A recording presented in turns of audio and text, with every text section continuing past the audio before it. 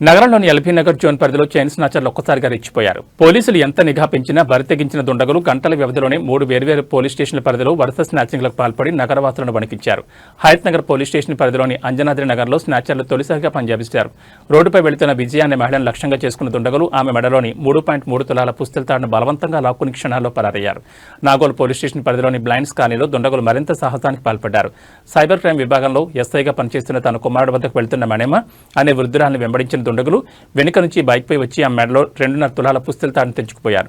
Chaitanyapuri police station పరిధిలోని ఆర్కేపురం కాలనీలో మరో దారుణం జరిగింది.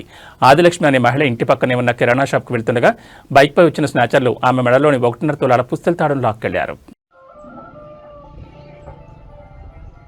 అంజనాద్రి నగర్లో చైన్ స్నాచ్ అయినండి.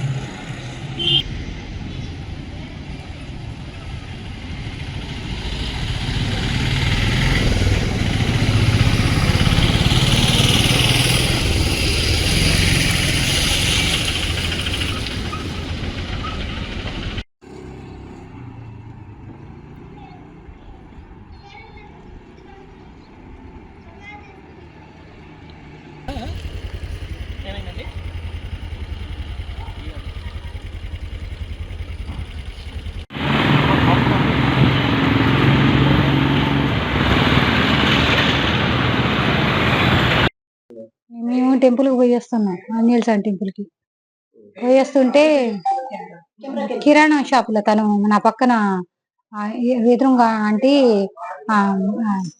బనానాకి డబ్బులు ఇవ్వాలంటే వెళ్ళి తను ఇద్దరం కలిసి మళ్ళీ నడుచుకుంటూ వస్తున్నాం. వాడు వెనకంగా వచ్చిండు, వెంపటే చైన్ దింపుకొని పరారైండు.